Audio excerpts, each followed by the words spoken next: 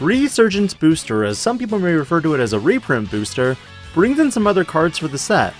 With official news update hitting the Bandai channel, which cards am I excited for, and not?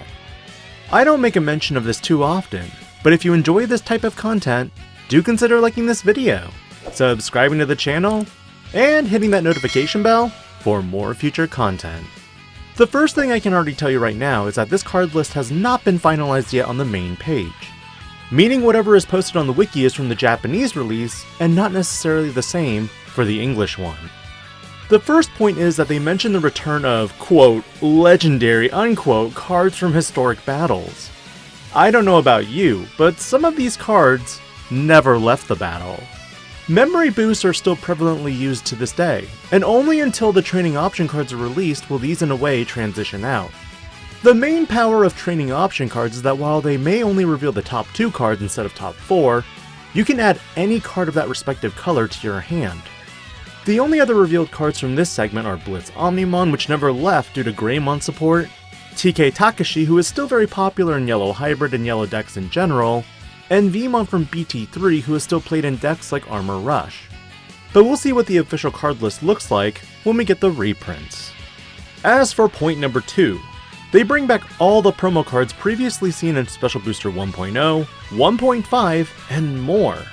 Sad to say though, of the promos, the Garurumon is the best one in my opinion, mainly because this card is only obtainable as a box topper from 1.0 and 1.5. The Were Garurumon did get a reprint, but has been since limited at this point in the trading card game meta. While Veedramon Zero, Arrow Veedramon Zero, and Old Force Veedramon Zero were heavily printed as toppers elsewhere. Tai Kamiya V-Tamer though, while good for newer players, sadly is archetype specific. Though to be fair, most of these cards are archetype specific. As for the other promos previously reviewed in my miscellaneous archetype and Gammamon support video, there's the Agumon, Greymon, and Gammamon. Agumon being still very relevant today, though you'll likely switch over to the new Agumon from BT14. RB1 has also introduced the box toppers that will be available in this set, so if you're a playset collector like myself, well, as always, there's a chaser in this one. Box toppers are the alternate arts of the Gammamon, Hiro Manakawa, Jellymon, Kiyoshiro Hagashi Michirai, Angoramon, and Ruli Tsukiyono from RB1, with a special silver background Siriusmon as the chase card. Because of its playability in Gammamon decks, expect this card to be high right off the bat for a while. But if you're collecting, wait for the price to stabilize a bit, because that tends to be the trend for other chase cards unless it's played. The last bit of information is the exclusive English reprints that they've announced. Some good, some, in my opinion, pretty terrible. Holy Flame is an option card that has not seen a reprint yet, but now it has. A tame yellow card that has some relevance, especially if your top end is Venusmon.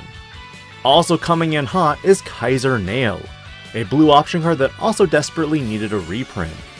The OK English exclusives go to a promo variants of Siriusmon, Amphimon, and Direbitmon.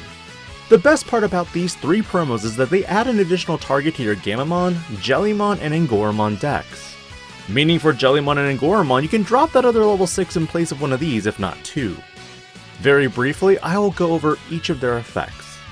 Siriusmon has a Digivolution cost of 4, and unfortunately, no special Digivolution condition that lets it Digivolve from any Digimon with Gammamon in the text. Which means, you're locked purely in a Kanoismon if you're using this Digimon. When Digivolving by placing a card with Gammamon in its name from your hand at the bottom of this Digimon's Digivolution cards, this Digimon gets plus 2000 DP for the turn. When attacking, delete one of your opponent's Digimon with 6000 DP or less. If this Digimon's DP is 12,000 or more, delete 2 of your opponent's Digimon with 6,000 DP or less instead. Bottom line, I don't like this card. With respect to the other cards in RB1, they are all you need for Gammamon. Amphimon on the other hand, when Digivolving, lets you trash up to 3 cards from your hand. For each card trashed by this effect, you may trash the bottom Digivolution card of one of your opponent's Digimon or Tamers.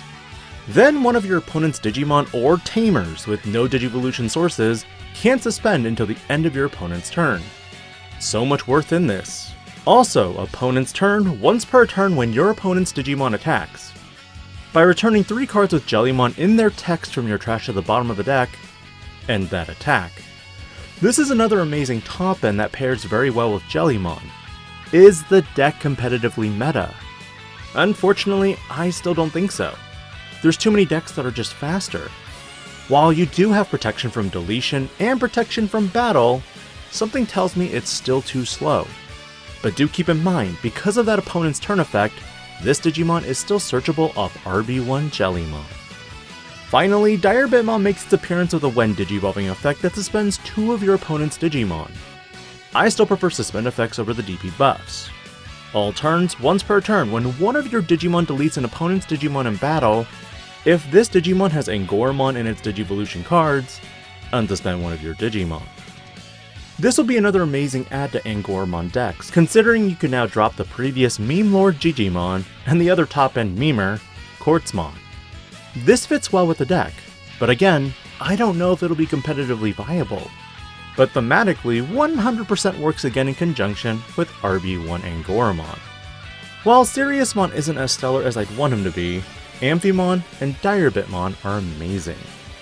However, this is where the set fails in my mind from the exclusive reprint point. Promo copies of Hiro Monokawa, Ruli Tsukiyono, and Kiyoshiro Higashi Miturai make a return. However, Ruli was already reprinted in the errata cards with the Angoramon too. Regrettably, the promo Gammamon and Jellymon are so important that leaving them out of their tamers doesn't help. Fingers crossed that they are reprinted in the English list. But the last card is just a BT1 Vidramon in the form of an old stylized card. Honestly, Bandai, stop doing this.